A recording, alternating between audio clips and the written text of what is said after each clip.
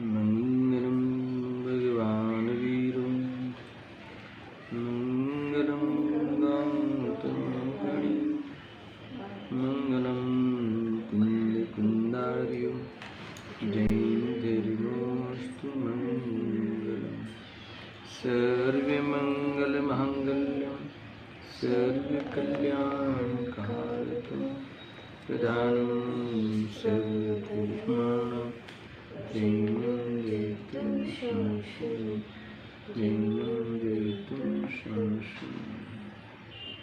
नमस्मे साराय स्वानुभूत्या च काश्यते चित्सभावाय भावाय सर्वभावाय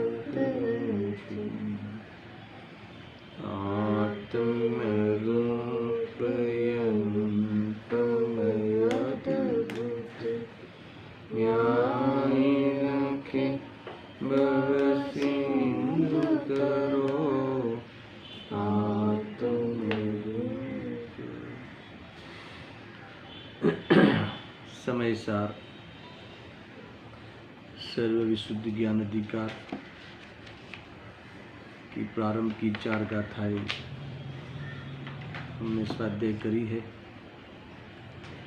आचार्य अमृतचंद्र देव की टीका, आत्मख्याति टीका, भावार्थ बहुत ही विस्तार से स्वाध्याय हुआ।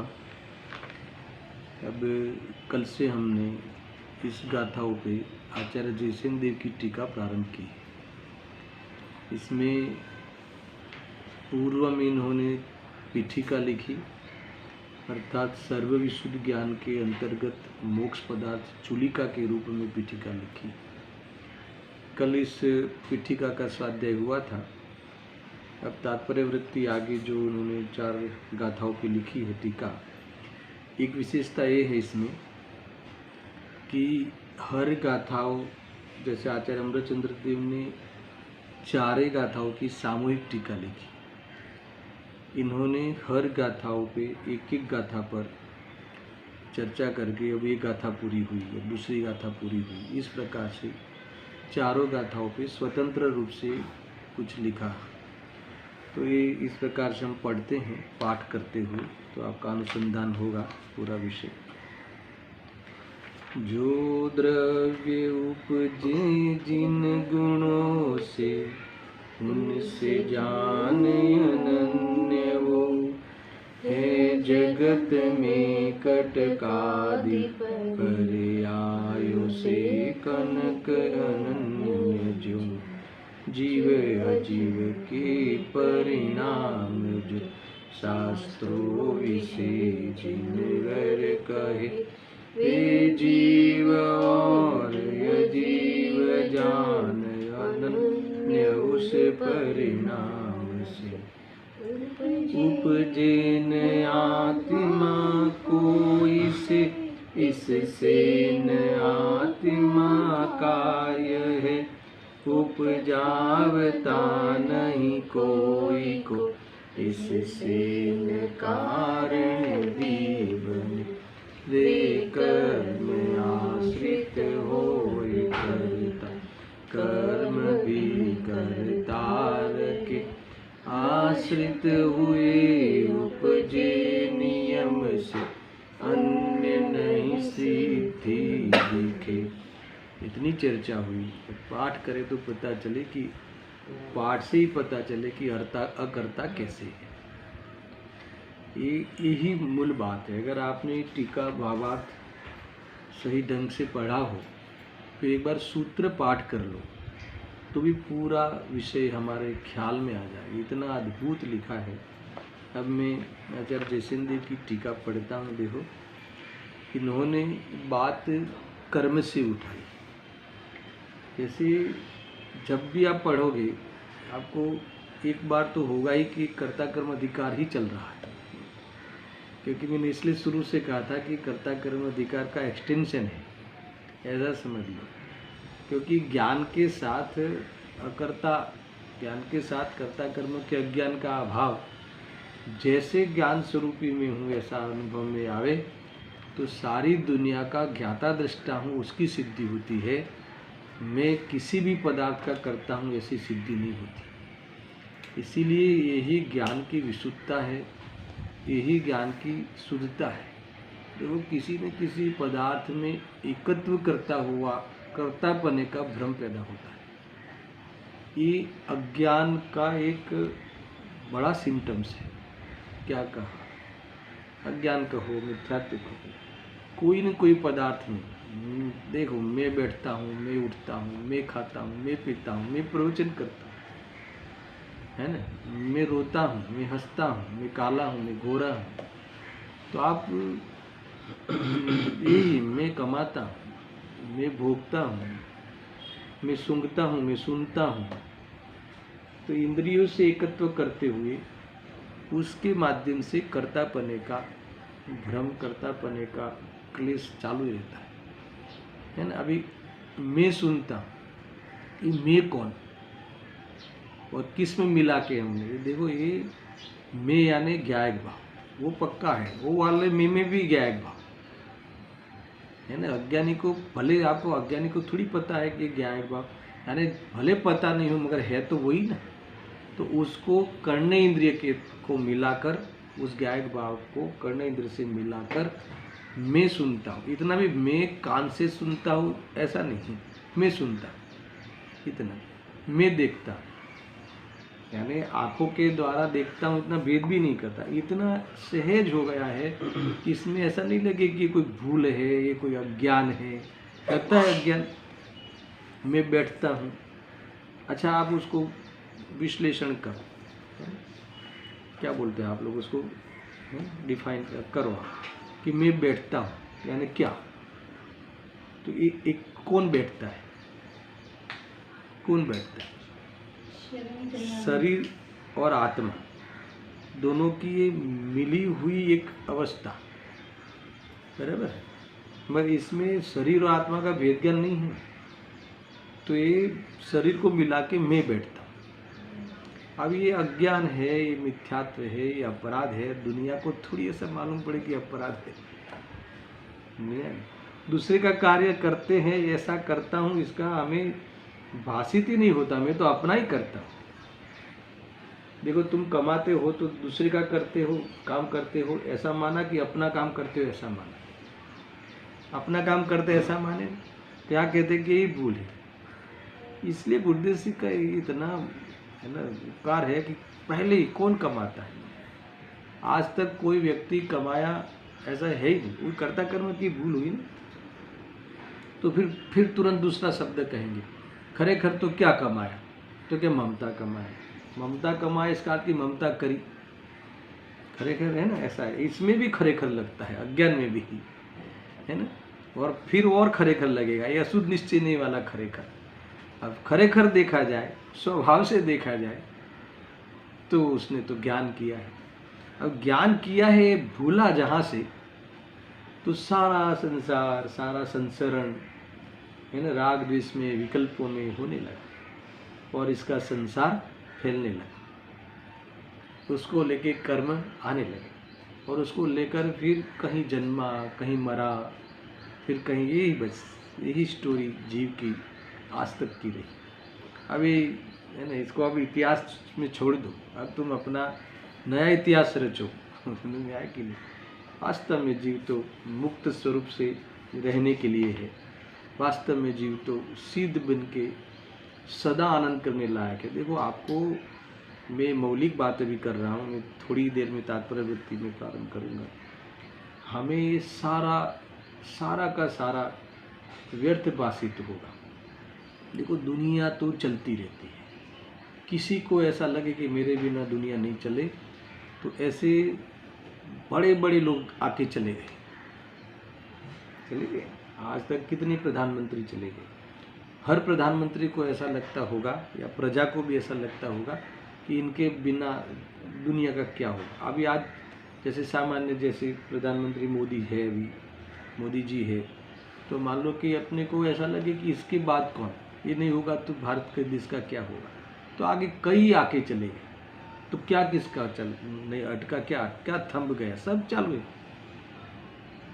देखो ऐसा है जैसे व्यापार के आलम में, व्यापार के उस फील्ड में अंबानी हो गए, धीरू भाई अंबानी, ठीक है। अब वो चले गए तो पहले ऐसा होता होगा कि इतना कुशल व्यक्ति भारत देश को मिला है ना, अब ये चला जाएगा तो क्या होगा। इसके जाने के बाद और चला, नहीं चला ऐसा नहीं। मेरे कहना है कि किसी के बिना किसी का अटका नहीं, इसका अर्थ ही ये है कि कोई किसी का करता नहीं। मुझे तो वहीं ले जाना है। अटका क्या, किसी का कोई काम अटका क्या, चल ही रहा है, चलता ही है। इसका अर्थ हुआ कि पहले भी जो थे वो कोई करता नहीं थे, तो फिर तुरंत वो क्या थे, अब बताओ वो क्या थे, क्या थे, तो कि वो ज्ञाता थे। भले वो अपने को ज्ञाता नहीं मानते थे, मगर वो ज्ञाता थे, अभी भी ज्ञाता है और ज्ञाता ही रहेंगे। अभी इधर इधर इतना ध्यान नहीं जाता है हमारा, इतना ध्यान जावे तो ये सारी जो कवायद है ये सारी वो रुक जाए ना, हम वहीं से निकल जाए। वहीं से निकल आना बहुत जरूरी है। यानी अनंत सिद्ध कितना आनंद करते हैं, अनंत सिद्ध है, अनंत सिद्ध राशि है, कितनी सिद्ध भगवान की अनंत सिद्ध है, अनंत सुख करते हैं हर पर्याय में। तो हम उनसे क्यों नहीं जुड़ते। हम उन्होंने जो किया है ऐसा काम, एक आत्मा का काम है और मैं एक आत्मा हूँ, तो ऐसा काम के लिए हमारा सारा दायित्व, हमारा सारा समर्पण, हमारी सोच का, हमारी श्रद्धा का, हमारा उपयोग का, है ना, क्यों नहीं। एक थोड़ा सा बाहर में कोई उपाधि, कोई हमें मतलब करना हो, पाना हो, है ना, सामान्य डॉक्टर की उपाधि पाना हो, इंजीनियर की उपाधि पाना हो, तो एक स्वयं वो व्यक्ति नहीं, सारा कुटुंब समर्पित होता है उसके लिए। जबकि वो होना उदय के आदि, मगर मोक्ष जाना, ये मोक्ष में रहना, सिद्ध बन के सदा आनंद में रहना। मैं ये मौलिक बात इसलिए कह रहा हूँ कि यही सारे अभ्यास का जो उद्देश्य यही है। उसके लिए हमने तत्व विचार, तत्व का अभ्यास, तत्व प्रतीति, उसका अभ्यास रूप वेद ज्ञान, है ना, उसे हमारे जीवन में उसका स्थान, हमारे जीवन में उस तत्व ज्ञान का अप्रोच, उस तत्व ज्ञान का, वेद ज्ञान का हमारे जीवन में महत्व, उसकी महिमा, वेद ज्ञान को लेकर समाधान, हमारे विकल्पों का, हमारे अज्ञान का, ये सब क्या है। मैं आज बहुत सरल सादी सादी बात कर रहा हूँ, सोचना मेरा उससे, तो ये इसके बारे में हमारा जीवन कहाँ है, ये सब कुछ में हम है कि नहीं। ख्याल में रहा बेटा, बहुत सोचना क्या हो रहा है, क्या हो रहा है। जब भी कोई उदय आया, चाहे कोई भी प्रसंग मनाने का उदय आया, चाहे बर्थडे हो, चाहे कोई भी डे हो, चाहे या फिर जो भी हमारे जीवन में कोई भी प्रसंग उदय में आया है ना, वो कर्तव्य तो नहीं है, वो उदय में आया है, मानता नहीं ना राग, इसलिए वो सब बाहर में आता है। मगर वहाँ हमें ये विज्ञान की ओर से सोचा, है ना। कल मैंने थोड़ा बताया था ना आपको कि भी जैसे आपने ये क्या बोलते हैं गुजराती में, फुग्गा का हिंदी में बलून, जैसे आपने कोई प्रसंग का कोई आयोजन किया, सामान्य रूप से बलून से सजाते, ठीक है, तो थोड़ी देर बाद में बलून फूटने का आवाज़ आया, तो मैंने तुम्हें क्या कहा कि देखो ये सब खुशी ऐसी अस्थाई होती है, वैराग्य आ जाएगी ऐसी। ये जैसे बलून से सजाया, आनंद हुआ, 2 मिनट में फूटने लगे, फिर आप कहने लगे कि भाई ये तो अभी जैसे जैसे अभी पहले तो अच्छी क्वालिटी आती थी, अब तो फूटने लगे। अरे भाई कौन सी भी क्वालिटी होती है वो फूटने के लिए ही फूलता है, फूटेंगे ही, वो अस्थाई है। तो ये जो आनंद का हमने जो माहौल बनाया था वो ऐसा ही होता है। तो ये सब वेद ज्ञान में तो ये बता रहा हूँ, नहीं हम नहीं करते ना, वहाँ पहुँच ही नहीं पाते। दूसरे दिन दूसरा इवेंट के लिए सोचते, तीसरे दिन तीसरा इवेंट के लिए सोचते, फिर घर में नहीं हो तो ग्रुप में ढूंढते हैं, ग्रुप में नहीं हो तो फिर समाज में ढूंढते हैं, समाज में नहीं हो तो फिर देश में ढूंढते हैं, कौन महापुरुष का ये था वो था वो था। बस जीव को, और फिर ये डे वे day mother day brother day father day, अब डे आ गए कुछ नहीं है, ऐसा ही। देखो ये सोचना बहुत गंभीर विषय है भाई। ये आपको लगे कि ये मोक्ष रास्ते में पड़ा है, ऐसा नहीं है, ऐसा नहीं है। देखो ये स्वभाव की ओर से सहज कहा जाता है, क्योंकि वो तुम्हारे उस प्राप्ति के लिए तुम स्वतंत्र हो, है ना, और इसमें कहीं तुम्हें किसी की अधीनता नहीं है, इसीलिए बहुत सहज सरल कहते हैं। बट तुम थोड़ा सा भी, है ना, मिथ्यात्व बेरी का अंश भी बुरा है, चल रहा है ना अपना मोक्षार प्रकाशन, तो इतना सा हो जावे ना तो भी ये जीव को सुकून नहीं मिलता, नहीं हो पाएगा। मिथ्यात्व अंश से ना सातवां अधिकार चल रहा है ना, मिथ्यात्व बेरी का अंश भी बुरा, यानी चाहे तुम पूरा स्वाध्याय करते हो और बहुत ही स्वाध्यायी हो, आज्ञा जिन आज्ञा अनुसार तुम्हारा जीवन हो, है ना, जैन मत अनुयायी हो, सब कुछ हो, पर उसी में तुम्हें बाहर में जो जिन आज्ञा अनुसार आचरण करते हो, मैं उसी में क्या हो, एकांत हो, उसी को धर्म मान के बैठे हो, अतः उसी में संतुष्ट हो, तो ये कह रहे हैं कि तुमने वहाँ कर्तृत्व का जहर, रागादि भाव का कर्तव्य रूप से बनकर तुमने अपने सर्व विशुद्ध ज्ञान का अधिकार छोड़ दिया, अपना अधिकार तुमने छोड़ दिया, ऐसा है। इसीलिए मैंने थोड़ी मौलिक चर्चा की 15 मिनट, क्योंकि विषय को सुनकर समझकर हमें यही करना है। प्रारंभ में ही इतनी जबरदस्त बातें करी है ना। अभी देखो यहाँ कर्म को लेकर जो कर्ता कर्म अधिकार में मुझे वहाँ से सारा विकल्प आया, यहाँ से सारी बातें खुली कि परद्रव्य का आ करता है ना, परद्रव्य मेरा आ करता है, मैं परद्रव्य का आ करता हूँ, ये तो परद्रव्य में कर्म शामिल ही है, पर पर्टिकुलरली कर्म को लेकर जीव बहुत ही अधीनता, कर्म के कारण दुखी हुए, है ना, कर्म के कारण मेरे सब हुआ। तो कहते हैं कि तू कर्म का तू करता नहीं है और कर्म तेरा करता नहीं, क्योंकि देखो 7 तत्व का जब भी मैं विषय लेता हूँ तो इसमें जीव और अजीव 2 तत्व, तो जीव और अजीव में मैं क्या लेता हूँ, स्व और पर। 7 तत्व में जीव अजीव का सीधा अर्थ लेना है, जीव यानी स्व, अजीव यानी पर, ठीक है। और बाकी के आश्रय बंध संबंध निद्रा मोक्ष ये उसकी विशेष, ठीक है। तो अजीव के विशेष में क्या लिए, वही नाम दिए यहाँ, भाव आश्रय, भावबंध, भाव निजरा, भाव संबंध, भाव निजरा और भाव मोक्ष। और अजीव के विशेष में क्या लिए, बोलो, द्रव्य, द्रव्य आश्रय, द्रव्य बंध, द्रव्य संबंध, द्रव्य निजरा, द्रव्य निजरा, द्रव्य मोक्ष। तो वहाँ कर्म लिए।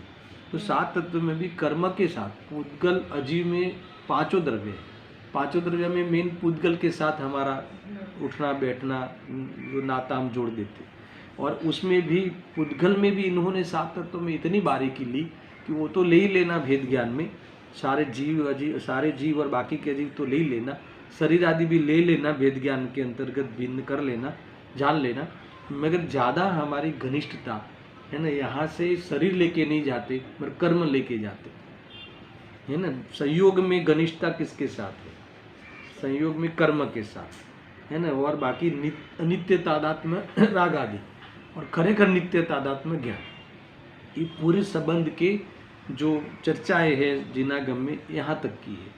तो कर्म के साथ देखो, बाहर में कितने भी पैसे हो, बाहर में कैसा भी हो, मगर तुम्हारा जैसे क्रोध कर्म का उदय आएगा तो तुम्हें इसमें सामने क्रोध होगा, अर्थात तब जब तुम क्रोध करोगे तो क्रोध कर्म का उदय जरूर होगा। बाहर में परिस्थिति क्रोध के अनुकूल या प्रतिकूल तो ये तो आरोप आ जाएगा।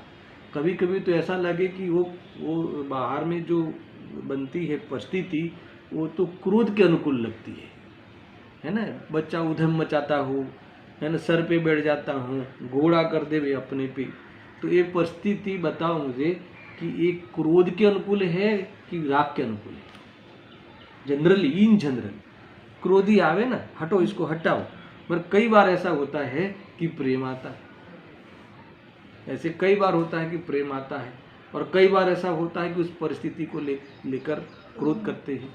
तो वो बीच में मीडिया कौन है फिर, परिस्थिति चाहे कोई भी हो, मगर क्रोध कर्म का उदय हो तो चाहे वो तुम्हें वहाल करता हो, तुम्हें हेल्प करता हो, फिर भी क्रोध आएगा। इसका अर्थ ये नहीं है कि कर्म ने क्रोध कराया, तो ये अधिकार चलता है कि कर्म क्रोध कराता है, ऐसा नहीं। जीव स्वयं अपने स्वभाव को भूलकर, वेद ज्ञान को, ज्ञान स्वभाव को भूलकर फिर क्रोध, राग, मान, माया आदि करता है, तब उस कर्म का उदय जरूर होगा निमित्त में। बाहर का तो कोई नियम बनता नहीं। नो कर्म का नियम रूप निमित्त नहीं है, मगर द्रव्य कर्म का नियम रूप निमित्त है उस कार्य में। इसीलिए आचार्य जयसिंह देव ने यहाँ कर्म को लेके उठाई बात कि वे उस कर्म का भी करता नहीं। निश्चय से देखे तो तुम्हारे तत्समय की योग्यता में क्या हुआ है, उस समय तो क्रोध होने की योग्यता है, तुम स्वयं उस रूप हुए हो। कितनी बड़ी बातें आती है। देखो ये सारा जो संसार है ना, वो कैसे चलता है। कहीं भी स्पॉट पे एक स्पॉट ऐसा आएगा कि वो उसे तुम्हें उस पे ही छोड़ना पड़ेगा, उस वस्तु पे ही छोड़ना पड़ेगा। संसार कैसे चलता है कि बंध के कारण चलता है। बंध किसके कारण हुआ, कर्म बंध किसके कारण हुआ, क्योंकि अज्ञान के कारण हुआ है ना। अभी तो बाहर की बातें चल रही है, पर अज्ञान कैसे हुआ। तो आपको एक बार तो एक स्पॉट तो ऐसा आएगा कि आपको उसको खुद पे छोड़ना पड़ेगा। आप सोचना, आप कोई भी बात को सोचना, जैसे आप दुनिया में भी सोचो कि भाई फलाने व्यक्ति का मरण हो गया, तो पहले कैसे करोगे, कोरोना से हुआ, कितनी बातें घोषित चलती, कोरोना से हुआ, रोग से हुआ, डॉक्टर ने ध्यान नहीं दिया, इंजेक्शन नहीं मिले, वो नहीं हुआ। फिर थोड़ा सा ये चर्चे में थकान लगती है कि द्वेष है ना, फिर स्वभाव ने थकान लगती। फिर क्या करेंगे, क्या बाद में फिर क्या आएगा, लोग कहते हैं कि भाई उसका नसीब है ना। हम लोग क्या कहेंगे कि भाई उसका आयु कर्म समाप्त हो गया। अभी भी बाहर से ही बात चलती है, वो डॉक्टर क्या करे बेचारा, उसका आयु ही नहीं था कि नहीं। तो धीरे धीरे धीरे धीरे धीरे फिर कटौती होती है। आप एक स्पॉट तो ऐसा आएगा कि वो तत्समय की योग्यता पे आपको आना ही होगा, उपादान से ही परमार्थ कारण पे जाना ही होगा। क्योंकि कर्म विचारे कौन, भूल मेरी अधिक आई, वो हमने ही उस कर्म को आमंत्रित किया था। हमने यानी कौन, तो मैंने ही ऐसे भाव किए थे, तो इसलिए कर्म तो आए थे। मगर भले कर्म आए या नहीं आए, मगर मेरी उस समय जाने की, तत्समय की योग्यता थी, तब मैं गया। समझ में आया ना। और फिर इससे भी ऊंचा एक का, ये तत्समय की योग्यता में जो भी हुआ होगा, मगर इस तत्समय की योग्यता में ऐसा भी अनुभव कर सकते हैं कि भले वो जाना हुआ, आना हुआ, मगर मैं अपने चतुष्टय के बाहर नहीं जाता, मेरा मरण नहीं होता है ना। तो ऐसा, तो देखो आपको अशुद्ध उपादान, फिर शुद्ध उपादान, और शुद्ध उपादान में भी परम शुद्ध उपादान, वहाँ तक आपको वो ही स्पॉट है लास्ट में। मैंने आज बहुत सोचा इसके बारे में, आखिरकार होता क्या है, चालू कहाँ से होता है। ये निमित्त नैमित्तिक की बात अभी उठेगी, क्योंकि ये कहते हैं कि निमित्त नैमित्तिक में बाह्य का व्यवहार होता है, बोलने का, चलने का, क्योंकि ऐसा प्रत्यक्ष में दिखाई देता है। पर खरेखर देखा जाए तो कार्य तह में जाके देखो तो उपादान से होता है। कार्य उस पदार्थ स्वयं परिणमता है। इसीलिए ऐसा जिस दिन आपको ऐसा जो सत्य है वो आपके हृदय में आ जावे, वो सत्य है वो आपको दिख जावे, अर्थात वो सत्य है वो आपकी श्रद्धा में बैठ जावे, उस दिन आप मुक्ति के दावेदार हो। समझा कि नहीं। वास्तव में संकेत है कि सामान्य चीजें नहीं है। क्या दम है, तुम लाख प्रयास कर लो, कितना भी बाहर में अच्छा लगे, उसी से भागने का, उसी में बोर तो होते ही होते। अब कितना भी बाहर कर लो, कितनी भी बड़ी फिल्म हो, 2 बार 4 बार 5 बार 50 बार, इसके बाद आप उब जाओगे, ये नहीं चाहिए। इसका अर्थ ये हो गया कि अच्छा उसमें था ही नहीं कुछ, फिर भूल क्या कर लेता है, भूल क्या कर लेता है कि भूल ये कर लेता है कि फिर दूसरा पदार्थ ढूंढता है, ज्ञेय बदलता है, राग का विषय बदलता है, मगर कभी उस साइड नहीं जाता कि इससे भी कोई, अर्थात तो बात ऊंची है कि ये जरूरत ही नहीं पड़े।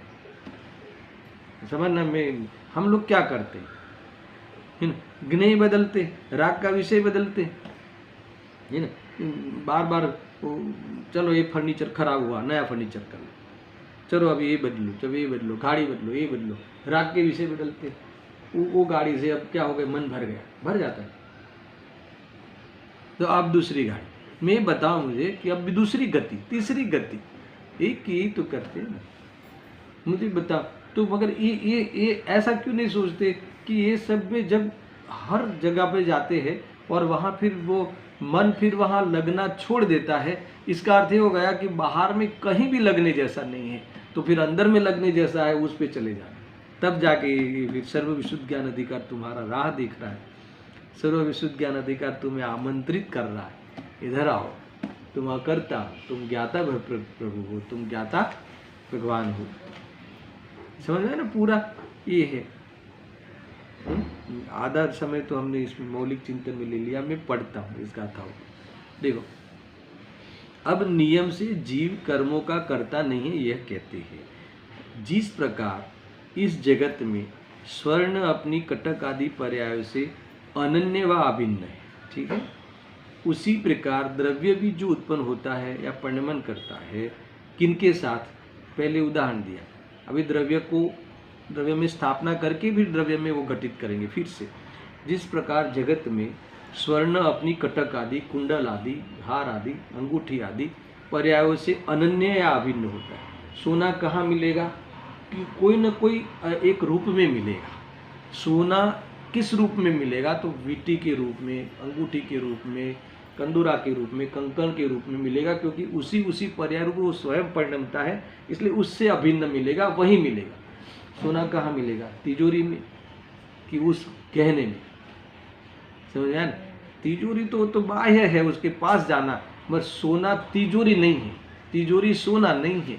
अगर आपको सोना ही लेना हो तो वो गहना लेना पड़ेगा, क्योंकि सोने उस गहने में पाया जाता है, समझ, तो उससे अभिन्न है। इसका अर्थ है कि उस वही परिणमा है, उससे अनन्य है। जगत में देखा जाता है ना, ऐसे ही अब कहते हैं उसी प्रकार द्रव्य भी जो उत्पन्न होता है, अब सब द्रव्य को ले लो, है ना, या परिणमन करता है, अर्थात तो इसी प्रकार द्रव्य भी जो उत्पन्न होता है या परिणमन करता है, इसी प्रकार द्रव्य भी अपने पर्याय रूप स्वयं होता है।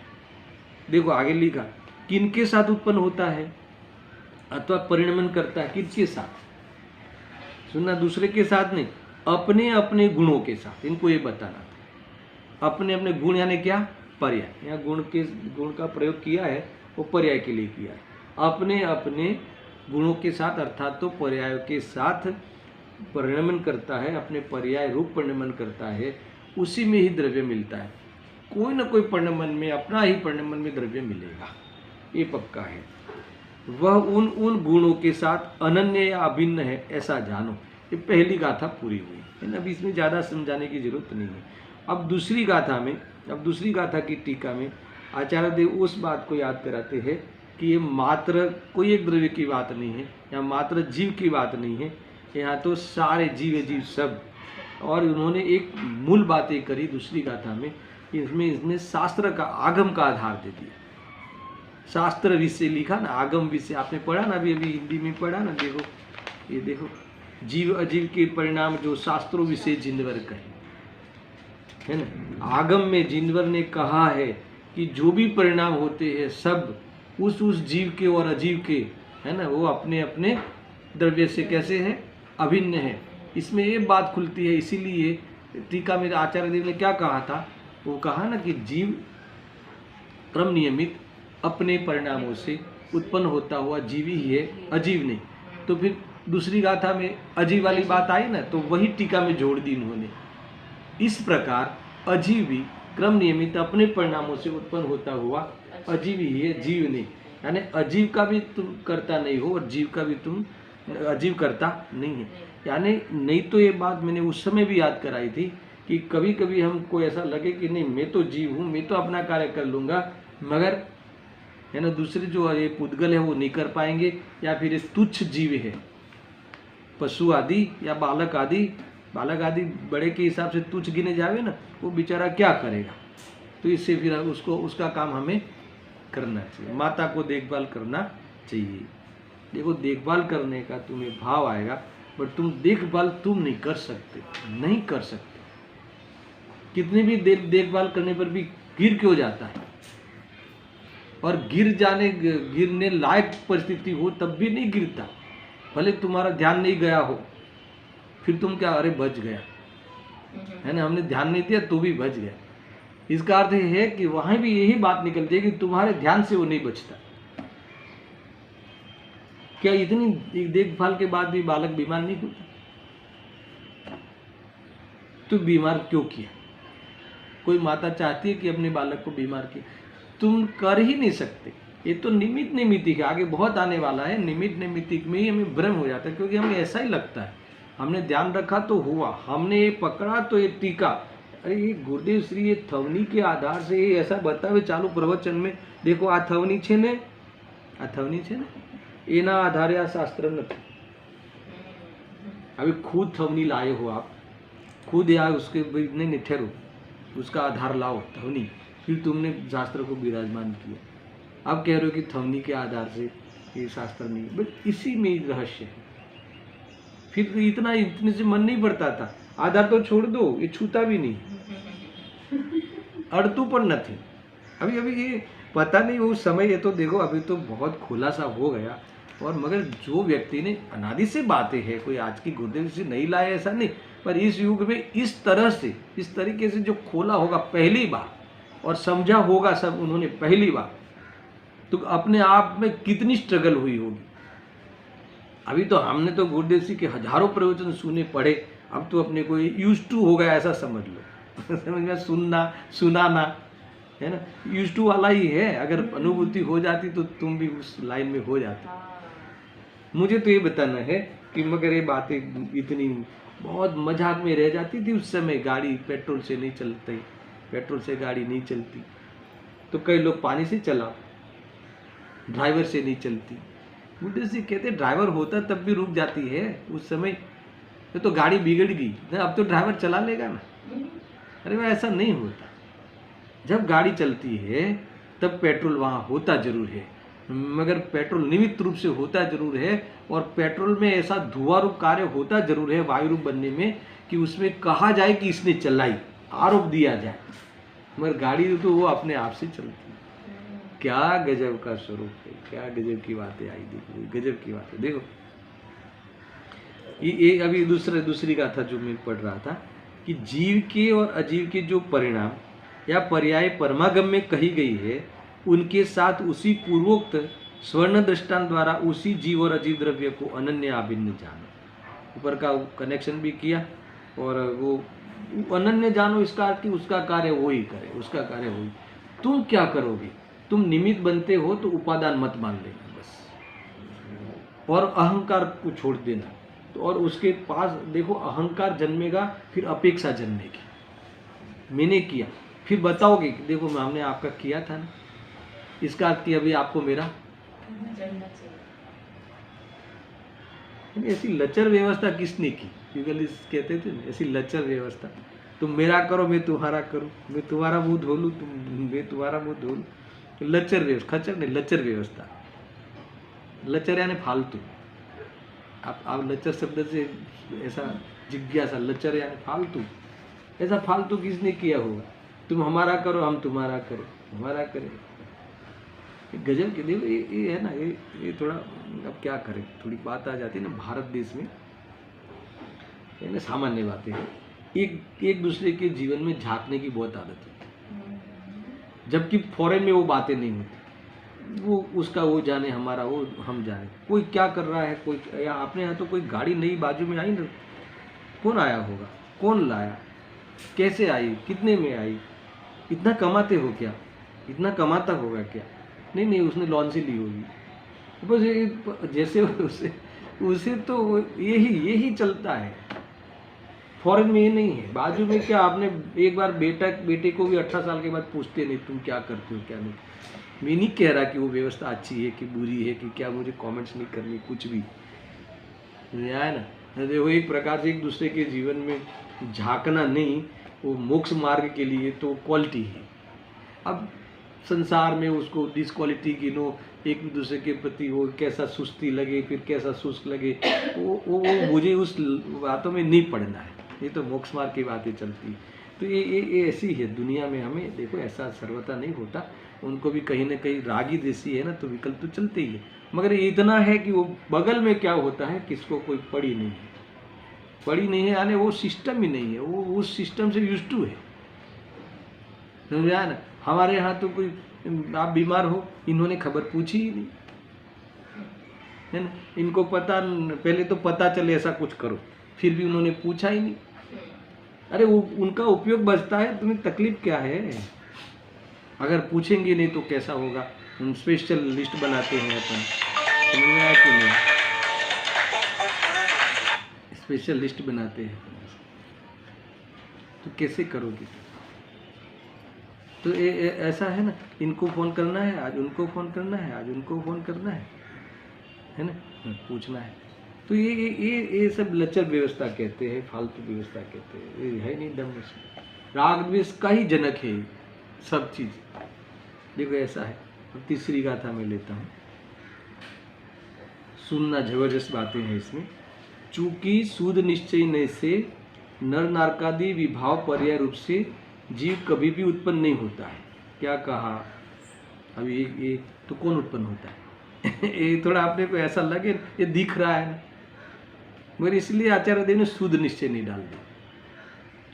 सूद निश्चय ने से नर नारकादि विभाव पर्याय रूप से जीव कभी भी उत्पन्न नहीं होता है ना। यानी देखो ये उत्पन्न नहीं होता है ना, नर नारकादि शरीर को कभी नहीं करता है। देखो मैं आपको एक उदाहरण दूं, नहीं करता है उस वाले का। जो भी अब जो 50 के आजू बाजू हम लोग आ गए, जो भी आ रहे हैं, बुढ़ापा की ओर आ रहे हैं ना, तो मुझे बताओ कि बुढ़ापा को आप क्यों रोकते नहीं हैं, क्यों नहीं रोकते। तो इसमें आचार्य देव ने गलत क्या कहा है। नर्क नरकादि भाव विभाव पर्याय रूप से जीव कभी भी उत्पन्न यानी उस रूप परिणमता ही नहीं, उसको करता ही नहीं। अगर तुम कर सकते तो अपने को बोल रहा हूँ, बूढ़ा होने देते पहले तो अपने को, यानी अपना मानते हो वो अपने बूढ़ा होने देते क्या। कोई चाहता है कि अरे एक बार उसको बूढ़ा कह दो, फिर कह के देखो झगड़ा हो जाएगा, है ना। गुरुदेव सिंह बोलते ना, बूढ़ा तेरा बाप, ऐसा बोल देगा वो तुम्हें, ऐसा बोल देगा, इतना द्वेष आ जाएगा उसको। तो मैं कह रहा हूं कि ये बूढ़ापा क्यों नहीं रोक पाता। ये सिद्धांत कहता है कि तुम नहीं रोक पाते क्योंकि तुम उसका कर्ता नहीं हो। उसका कर्ता वो स्वयं पुद्गल द्रव्य, उस जर्जरित अवस्था, शरीर के जर्जरित अवस्था के परिणाम को प्राप्त होता हुआ पुद्गल ही है। तुम हो ही नहीं। जर्जरित तो होगा कि नहीं होगा वो बाद में, पहले तो वो तुम हो ही नहीं। ऐसा है। हम नहीं सोच सकते इतना, है ना, इसीलिए दुखी हो रहे। कितनी जबरदस्त बात है। देखो, क्योंकि शुद्ध निश्चय से नर्क नारकादि विभाव पर्याय रूप से जीव कभी भी उत्पन्न नहीं होता। कर्म से जीव उत्पन्न नहीं हुआ है, हो गया नहीं, ठीक है, कर्म से तो हुआ है ना, तो क्या कर्म से भी नहीं हुआ। कर्म नो कर्म दोनों से भेद ज्ञान चल रहा है अभी। कर्म से उत्पन्न नहीं हुआ है, नहीं, फिर लास्ट में ठीक है कर्म से तो उत्पन्न हुआ है, तो क्या कर्म से भी उत्पन्न नहीं हुआ, उसका परिणाम ऐसा लोग भाई, है ना, कोई संबंध नहीं है, ऐसा समझना। देखो कैसी बात आई, कहाँ आई। इस कारण जीव कर्म नो कर्म का कारण भी नहीं है, इसीलिए जीव कर्म का कर्ता तथा कर्म, आगे आगे आगे सुनो। इस कारण जीव कर्म नो कर्म का कारण भी नहीं, इसीलिए जीव कर्म का कर्ता तत्व, अभी आगे बात है, जीव कर्म का कर्ता, कर्म के साथ उठाए ना बात, तथा कर्म का मोचक भी नहीं है। इसका अर्थ क्या, छोड़ना, हाँ, त्याग करने वाला भी नहीं है, न उसका कर्ता है न उसका अभाव करने वाला है, कोई है ही नहीं बात। इस कारण शुद्ध निश्चय से आत्मा बंध मोक्ष का भी करता नहीं। तो क्या है फिर, वो बात आनी चाहिए, क्या है, ज्ञाता, ये बात आनी चाहिए, ज्ञाता है। इस प्रकार तीसरी गाथा भी पूर्ण हुई। अब चौथी गाथा अंतिम, क्योंकि पूर्व में कहा गया है कि जिस प्रकार स्वर्ण द्रव्य का कुंडल पर्याय के साथ, है ना, अनन्यत्व व अभिन्नत्व है, उसी प्रकार जीव तथा पुद्गल का अपनी अपनी पर्याय के साथ अनन्यत्व या अभिन्नत्व है, ठीक है। और कभी कहा गया है कि कर्ता रूप से कर्म तथा नो कर्म द्वारा जीव उत्पन्न नहीं किया जाता है और जीव भी कर्म नो कर्म को उत्पन्न नहीं करता है, इससे जाना जाता है। यहाँ तक पहले समझ लो, अभी कुछ नई बात करनी है। आपकी चौथी गाथा है ना इसकी, तो चौथी गाथा में क्या था, नियम से कर्म के आश्रय से यानी कर्म के कारण कर्म का अवलंबन लेकर, है ना, कर्ता होता है। फिर से नियम से कर्म के आश्रय से कर्म का अवलंबन लेकर कर्ता होता है और कर्ता के आश्रय से कर्म उत्पन्न होता है। अन्य किसी प्रकार से कर्ता कर्म की सिद्धि नहीं देखी जाती, है ना। कर्म के आश्रय, कर्म का अवलंबन लेकर कर्ता होता है। इसका अर्थ क्या, अपने कर्म का कर्ता स्वयं द्रव्य है और यहाँ यानी कर्म के कारण उस द्रव्य का नाम कर्ता पड़ा, ऐसा अर्थ निकाला था। फिर यहाँ कहते हैं कर्ता के आश्रय से कर्म उत्पन्न होता है, अर्थात तो कर्ता के कारण उस कार्य को कर्म कहते हैं। अन्य किसी प्रकार से यानी किसी ने इसका कार्य किया है अथवा ये किसी का कारण है, कर्ता कर्म का कहीं संबंध नहीं है। एक चौथी गाथा थी। अभी आचार्य जैसे देव ने क्या लिखा ये सुनना, देखो पढ़ता हूँ मैं। क्योंकि पूर्व में कहा गया है कि जिस प्रकार स्वर्ण द्रव्य का कुंडल पर्याय के साथ अनन्यत्व यानी अभिन्नत्व है, उसी प्रकार जीव तथा पुद्गल का अपनी अपनी पर्याय के साथ अनन्यत्व अथवा अभिन्नत्व है। ठीक है, ये तो क्लियर। अब कहते हैं और भी कहा गया है कि कर्ता रूप से कर्म तथा नो कर्म द्वारा जीव उत्पन्न नहीं किया जाता है, ये भी ठीक है। कर्म और शरीर, कर्म द्रव्य कर्म और नो कर्म यानी शरीर, उसके द्वारा जीव उत्पन्न नहीं होता, जब जीव नहीं परिणमता। और जीव भी कर्म नो कर्म को उत्पन्न नहीं करता, जीव के द्वारा कर्म नहीं आते और जीव के कारण वो शरीर उत्पन्न नहीं होता। यहाँ तक ठीक है। अब थोड़ा टोन बदलते हैं, उसमें थोड़ा समझने लायक। इससे जाना जाता है कि कर्म की प्रतीति करके उपचार से जीव कर्म का करता है तथा कर्म भी जीव रूप कर्ता को आश्रय करके उपचार से उत्पन्न किए जाते हैं, यह नियम है। अब ये बात थोड़ी भारी पड़े। अभी तक तो इतनी बातें चलती थी, ये भी तक तो इतनी बातें करते थे। क्या बातें करते थे कि क्रम नियमित परिणाम से उत्पन्न होता हुआ जीव जीवी ही है, अजीव अजीव नहीं, है ना। पुद्गल अपनी पर्याय से अभिन्नत्व है ना, उसका ही वास्तव में एक दूसरे के साथ तादात्म्यपना है। इतनी बातें आपने करी, अब ये आपने ये बात कहाँ से ले आए? ये देखो फिर से पढ़ता हूँ, क्या बात लाए वो पहले सुनो। क्या बात लाए कि इससे हाँ ये जाना जाता है कि कर्म की प्रतीति करके, कर्म की प्रतीति यानी कर्म की ओर से अगर नक्की किया जाता है, कर्म की ओर से ये बातें प्रतीत में आती है, ये बातें ख्याल में आती है कि उपचार से जीव कर्म का करता है ना। और अभी उपचार की बात क्यों ले आए? अभी तक तो उपादान की गीत गाते थे, करता ही नहीं। तथा कर्म भी जीव रूप कर्ता को आश्रय करके उपचार से उत्पन्न किए जाते हैं। क्या कहा? यानी कर्म को भी जीव उत्पन्न करता है, यह नियम है, इसमें संदेह नहीं। तो ये बात क्यों ले आए? मेरा तो ये प्रश्न है, उपचार वाली बात क्यों ले आए? उपचार से करता है इसलिए ले आए कि देखो अगर ये बात नहीं करते, ये उपचार की बात अगर नहीं आती तो लोक विरुद्ध बात हो जाती। और जितने भी हमारे करणानुयोग है, चरणानुयोग है, प्रथमानुयोग है, ये सब आप गलत हो जाता है। ये बातें आ जाती, विरोध हो जाता है इसमें। कितने ये आते हैं ना भगवान, देखो एक ऐसा गुरुदेव सिंह बात ऐसे चलावे, पहले कैसी चलावे कि देखो कि आत्मा चैतन्य स्वरूप है, राग का देह का उसमें तीनों काल अभाव है, सुनना बराबर, छूता तक नहीं, दोनों में कोई संबंध नहीं है। फिर कहेंगे कि ऐसी बात किसने कही? सर्वज्ञ भगवान समूह शरण में जो 500 धनुष के देह में विराजते हैं, 500 धनुष का देह है ना, ऐसा 100 इंद्रों के बीच में ये बात उन्होंने कही है। अभी देखो दोनों निश्चय व्यवहार साथ में चलता है। तो ये बातें हमें समझ में आनी चाहिए, सारी बातें कैसे चलती है। तो वो बातें वहाँ उस स्थिति परिस्थिति है, मगर वो बातें वो वाणी का कर्ता भगवान नहीं है। ऐसा ये बात आई। देखो कुल मिला के ये सारे लोक विरुद्ध बातें, लोक विरुद्ध प्रसंग नहीं आवे, इसीलिए ये बातें आई है। और ख़ास बात मैं आपको अंतिम बात कहता हूँ कि हाँ, अरे ये सब जो बाह्य में ये प्रत्यक्ष दिखाई देता है, मैं आपको बता रहा हूँ और आपको तब जाके उस शब्द का अर्थ समझ में आ रहा है, समझ आ रहा। तो ऐसा निमित्त निमित्तिक बाहर में दिख रहा है। तो ये कहते हैं कि प्रत्यक्ष में दिखाई देता है, उसको आप उपचार से मानना, ये बात मूल है। ये उपचार है, वास्तव में तो तुम्हारा उपादान से तुम्हें समझ में आया।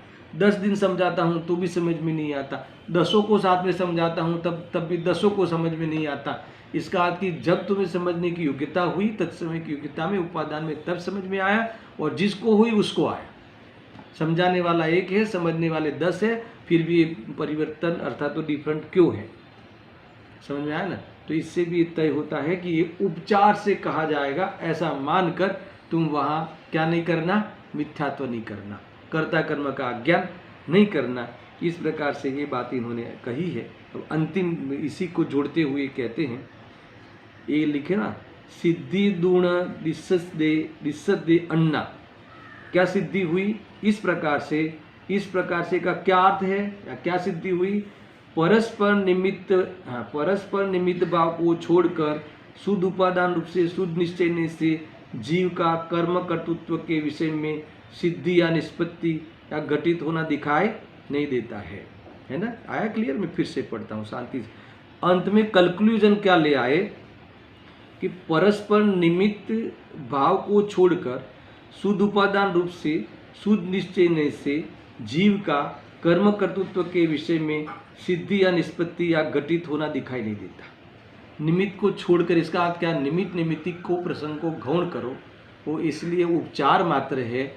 अगर वास्तव में शुद्ध निश्चय से देखे, अंत में मैंने कहा था ना शुरू में, अगर तुम एक अंत में तो एक बात पे आना ही पड़ेगा कि ये स्वयं उस रूप उत्पन्न हुआ है तत्समय की योग्यता में, हल में आया ना। तो ये कहते हैं कि दूसरे से कार्य होता है, वो घटित नहीं होता, इसलिए तुम अपने को अकर्ता स्वभाव को तुम अनुभव करना, निर्विकल्प होकर आनंद करना, ये मूल उद्देश्य है। कर्म वर्गणा योग्य पुद्गलों का कर्मपना भी दिखाई नहीं देता, किसी के द्वारा किया जाता जीव के द्वारा। इससे सिद्ध है कि जीव शुद्ध निश्चय से अकर्ता है। इस प्रकार से चौथी गाथा भी पूर्ण हुई। ये इन्होंने अंत में कंक्लूजन लिया कि जीव अकर्ता है। इस प्रकार निश्चय से जीव कर्म का कर्ता नहीं है। इस प्रकार कथन की मुख्यता से प्रथम स्थल में 4 गाथाएं पूर्ण हुई। अब इसके बाद आचार्य अमृतचंद्र देव एक कलश लिखते हैं और उस कलश में ये आगामी जो गाथा आने वाली है तो उसका भी यहाँ विषय को छेड़ने वाले हैं अथवा वो विषय को बताने वाले हैं, ऐसी बात है। सहजानंदी शुद्ध स्वरूपी अविनाशी आत्मस्वरूप, सहजानंदी शुद्ध स्वरूपी अविनाशी आत्मस्वरूप, सहजानंदी शुद्ध स्वरूपी अविनाशी आत्मस्वरूप।